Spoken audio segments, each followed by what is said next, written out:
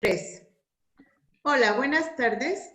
Queremos compartir nuestra presentación y el título de esta presentación es La práctica profesional desde tres diferentes perspectivas.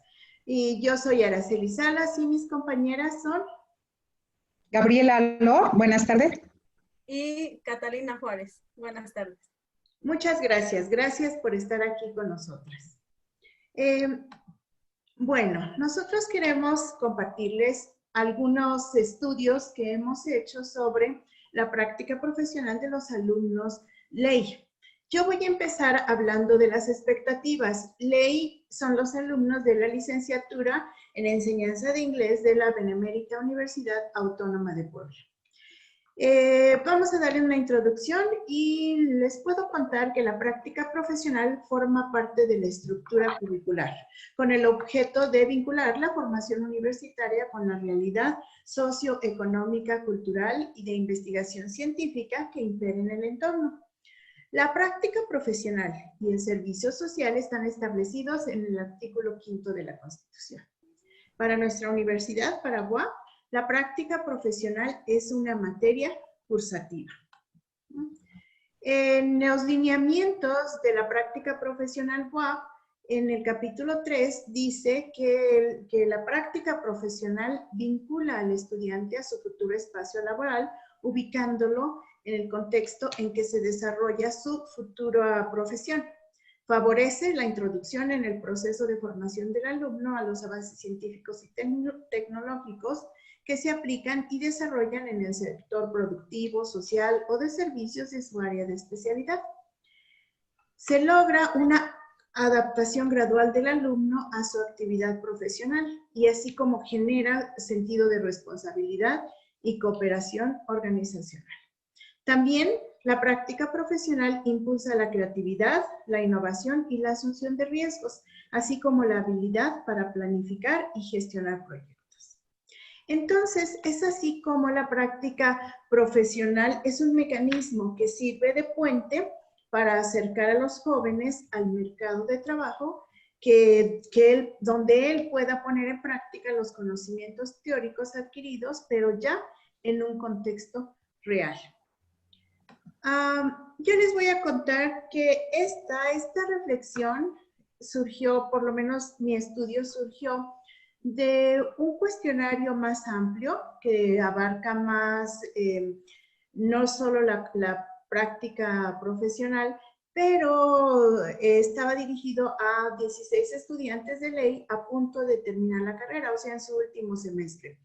Yo abarqué varios aspectos, pero entre estos aspectos salió la práctica profesional y por eso decidí hacer esto que yo llamo una reflexión cualitativa. Entre varias preguntas, dos sí estaban dirigidas específicamente a la práctica profesional. Y estas fueron, ¿cómo fueron tus experiencias durante la práctica profesional? Y la segunda, ¿qué te hubiera gustado aprender antes de ir a tus prácticas profesionales? Las respuestas fueron muy variadas.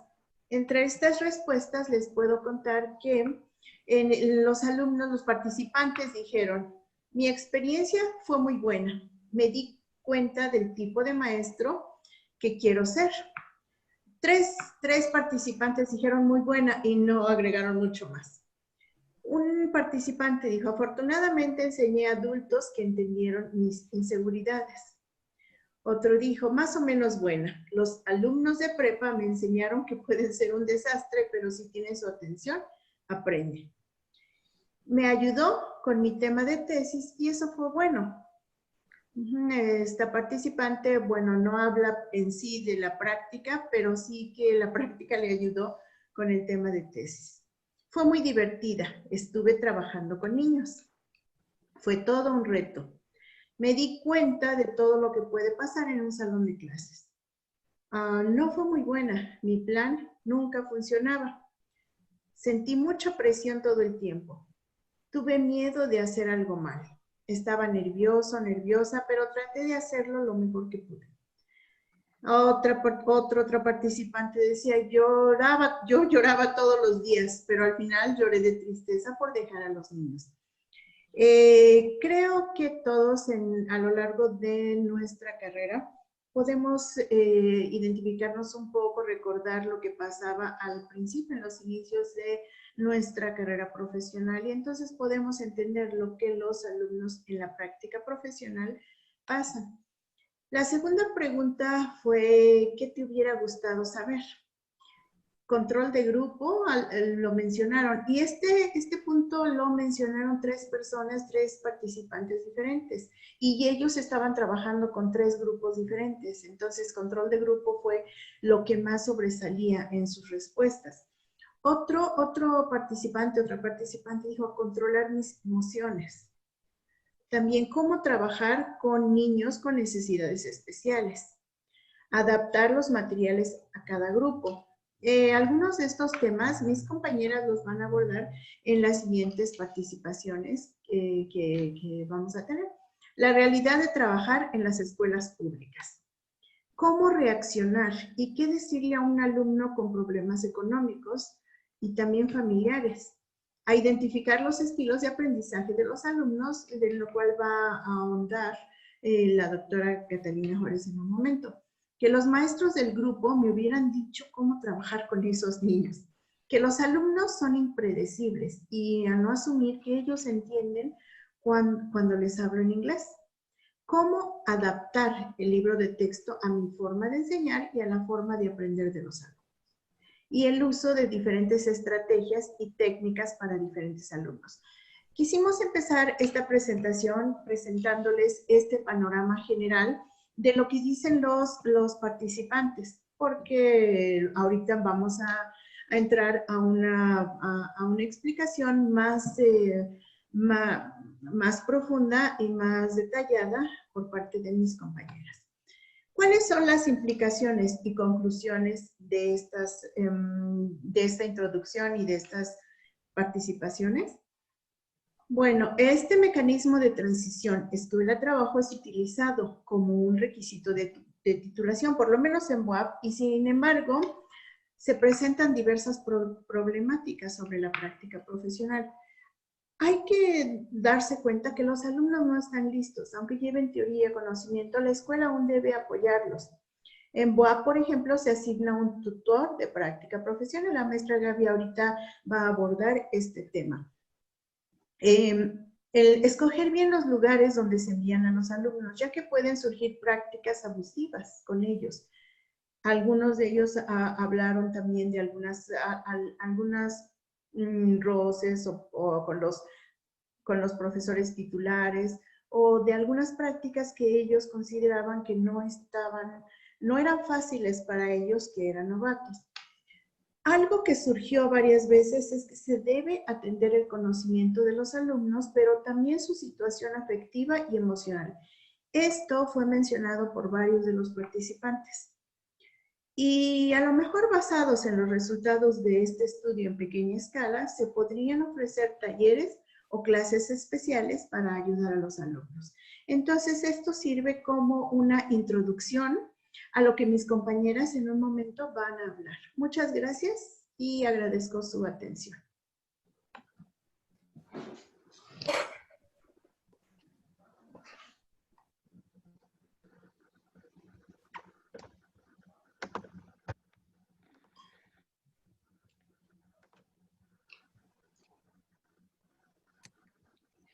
¿Me puedes cambiar el rol para poder compartir, por favor?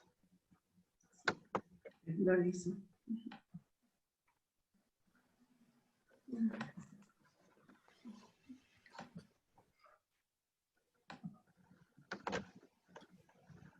Gracias.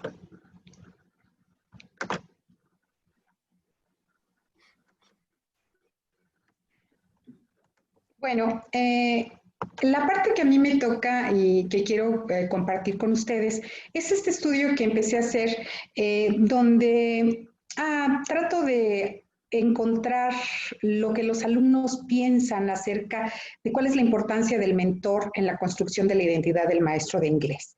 Y quiero comentar que como mentor hablo de los maestros tutores que son asignados a apoyar a los alumnos en la práctica profesional.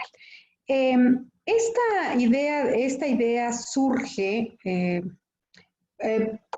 porque yo he sido tutora de alumnos de práctica profesional y entonces me di cuenta que muchos alumnos tienen una carga emocional muy grande a la hora de escribir sus reflexiones y entonces uno se da cuenta que algo está sucediendo. Entonces me di a la tarea de buscar a alumnos que no estuvieran directamente tomando la materia conmigo para no incidir en sus respuestas, por supuesto, pero sí poder saber qué es lo que piensan. Este estudio refleja las voces de 17 estudiantes que quisieron colaborar conmigo para entender cómo el mentor se vuelve una figura en la construcción de la identidad de los estudiantes, ¿no? Obviamente, la revisión bibliográfica gira en torno a los dos temas importantes, que es la mentoría y que es la construcción de la identidad profesional. Y como el estudio es visto desde la figura del mentor, entonces, bueno, yo tomé a Fairbanks y a Friedman y también a Graves, que son los que hablan de que el mentor es un personaje significativo dentro de esa construcción y esa relación con los estudiantes, ¿no? Este estudio se detona también a través de 3 preguntas de investigación, que son las que pretendo contestar, y fueron estas: ¿qué esperan los practicantes aprender de sus mentores? ¿Cómo impacta en los practicantes la presencia del mentor en la construcción de su identidad como maestros de inglés? ¿Cómo se desarrolla la relación entre practicantes y mentores? Bueno, hice un estudio desde la perspectiva cualitativa. El contexto del estudio ya lo había comentado la maestra Araceli, es la licenciatura en la enseñanza del inglés de la UAP. Tengo 17 participantes, 10 son mujeres, 7 son hombres, que en edades entre 20 y 24 años. Los instrumentos que decidí utilizar para encontrar las percepciones de ellos y para poder leer qué hay en el fondo de la construcción de esa identidad como maestros en relación con cómo se gesta la relación mentor-tutor y practicante, pues ellos entregan unas reflexiones semanales, mensuales o quincenales. Yo les pedí las reflexiones mensuales y además diseñé un cuestionario de 8 preguntas abiertas donde precisamente ya hacía más eco sobre la figura del mentor.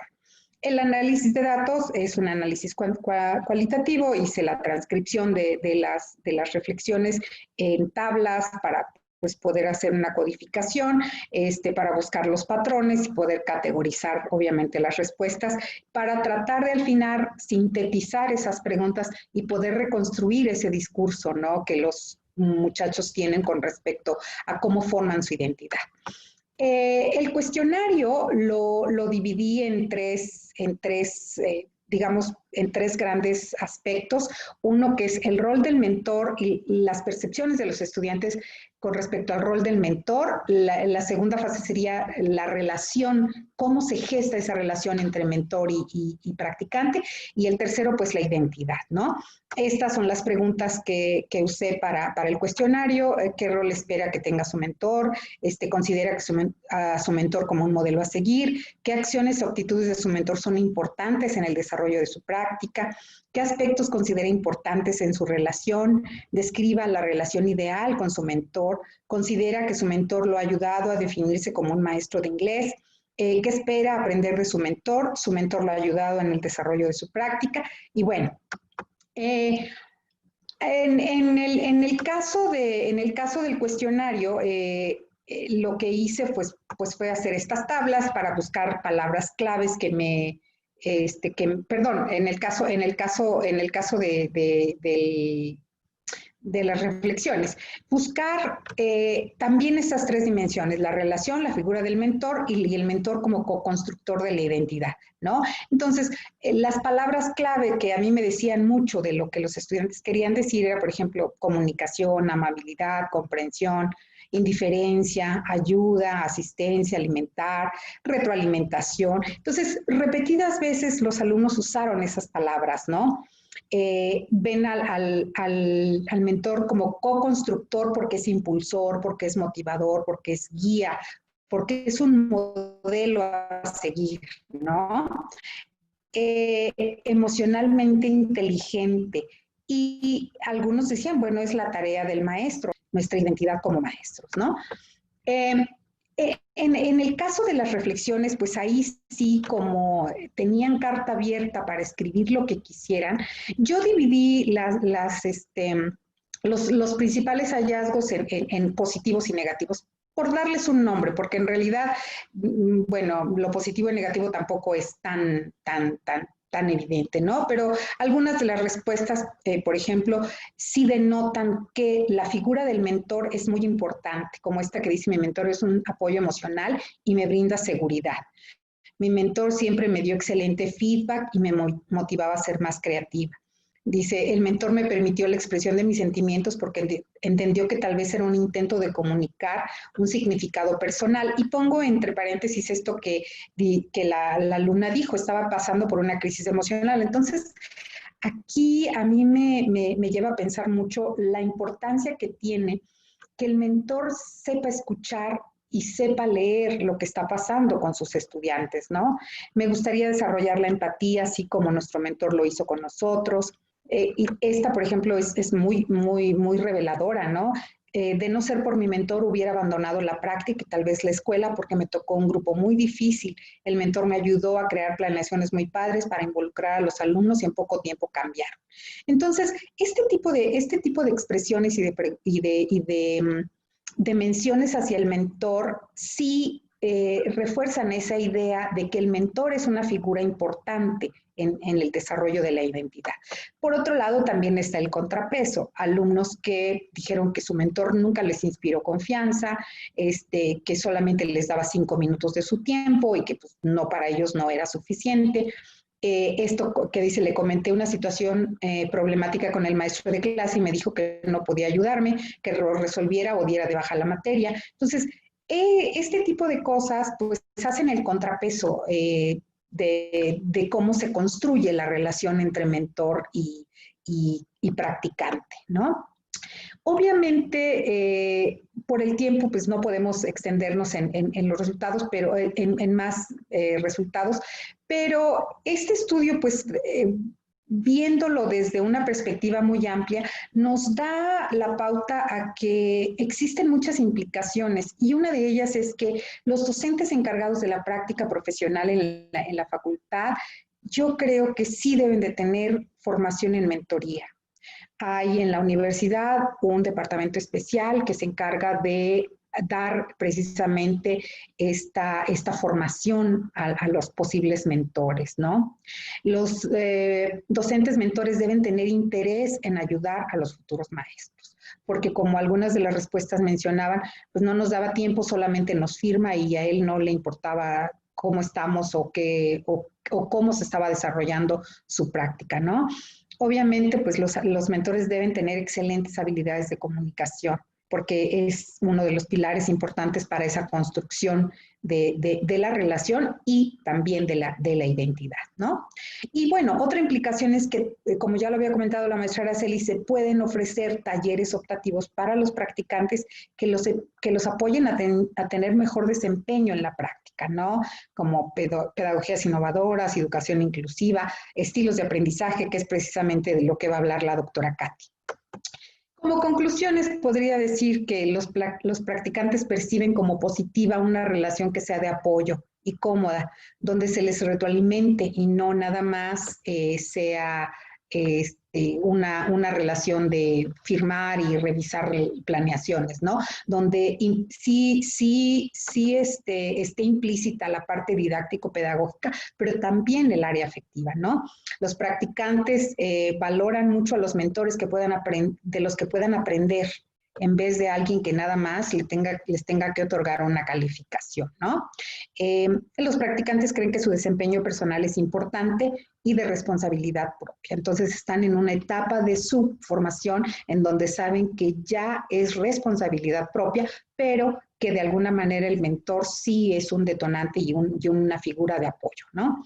Se puede advertir también que una buena relación pues puede ser un agente de empoderamiento y definición de la identidad del maestro, ¿no? Esta investigación, pues yo considero que es de gran contribución o significativa dentro de la facultad porque tenemos una gran cantidad de estudiantes y todos tienen que pasar por esta etapa de su desarrollo profesional. Estas son algunas de las referencias y bueno, doy paso a la doctora Catalina.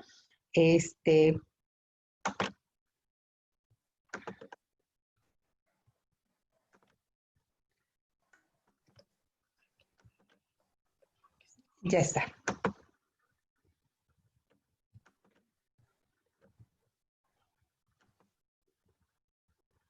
Hola. Bueno, mi estudio fue precisamente para identificar las percepciones de los maestros de lenguas en formación sobre la función de los estilos de aprendizaje en su práctica docente.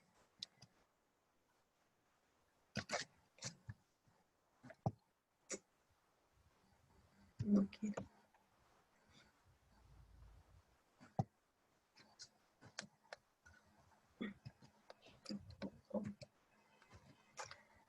Bueno, algunos investigadores han buscado sobre estas dos variables, docentes en formación y estilos de aprendizaje.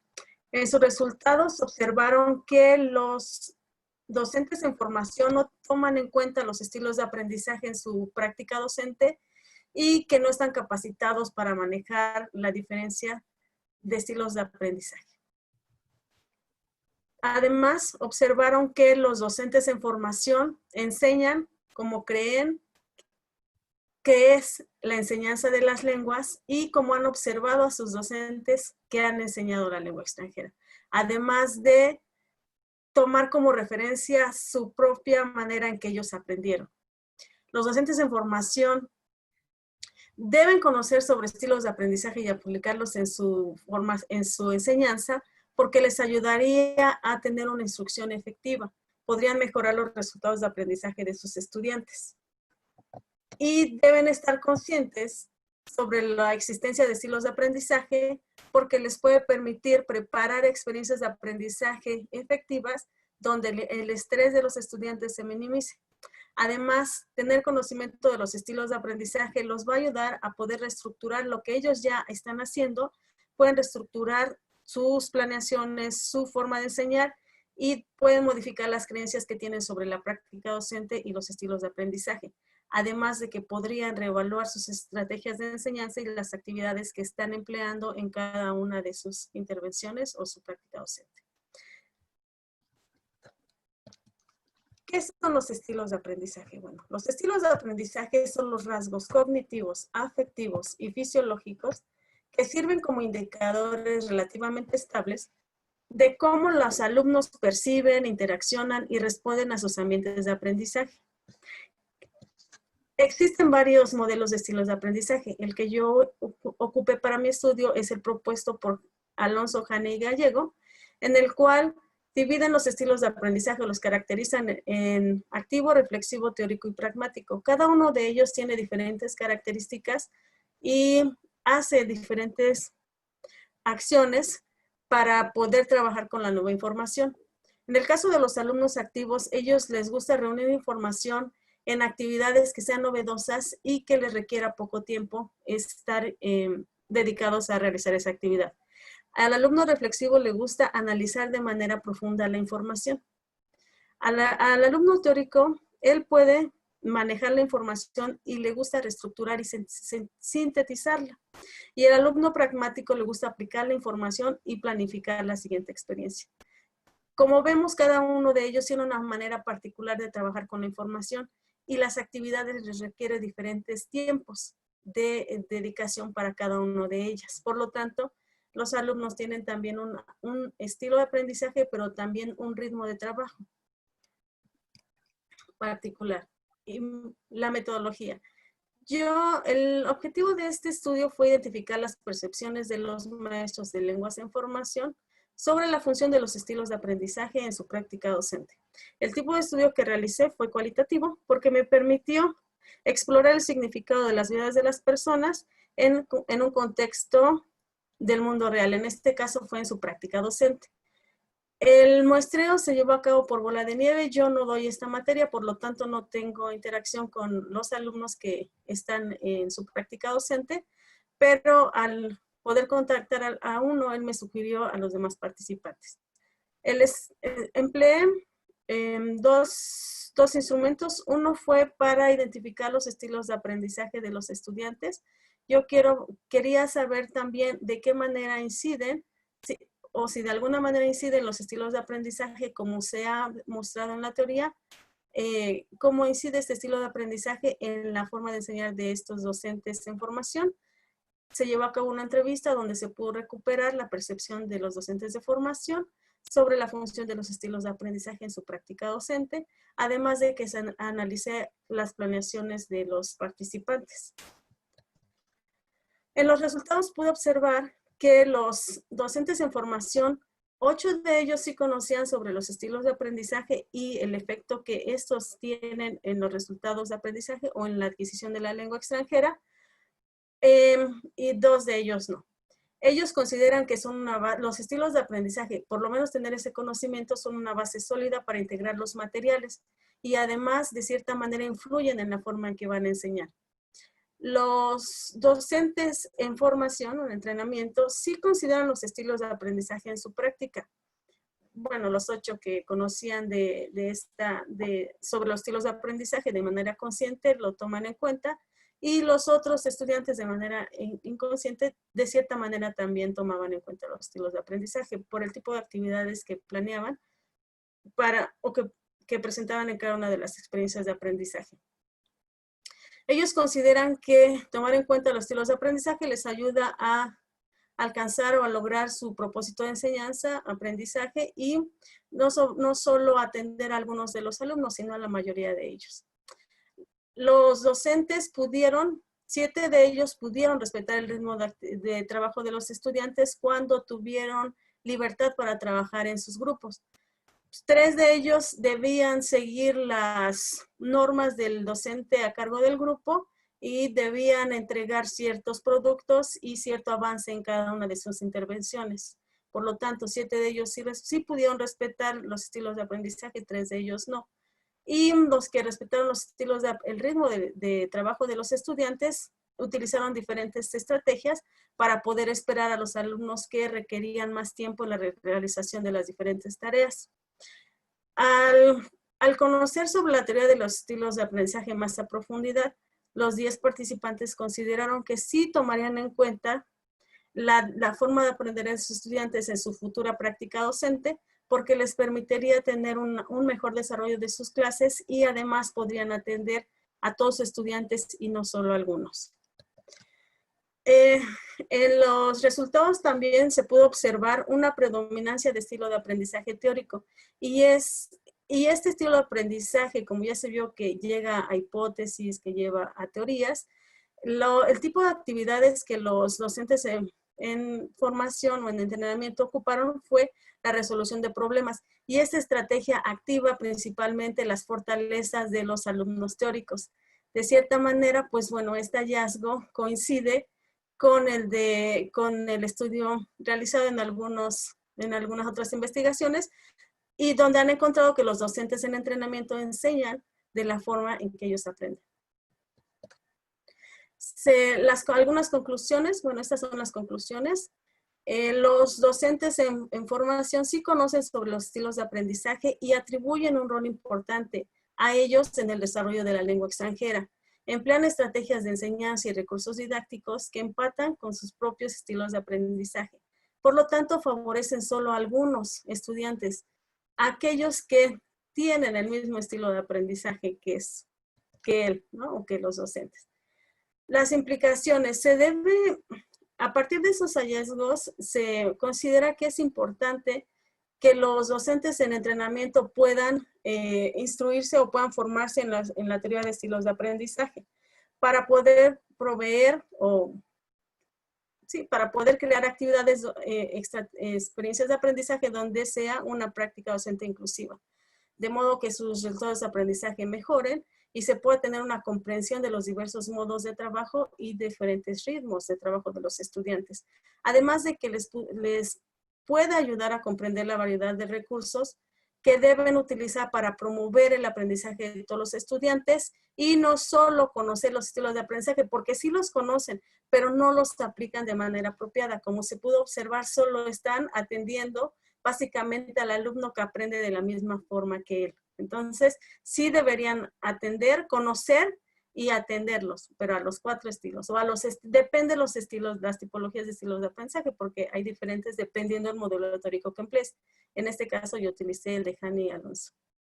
Muchas gracias.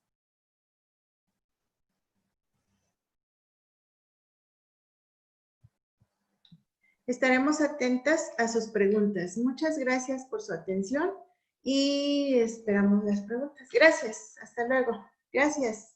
Gracias.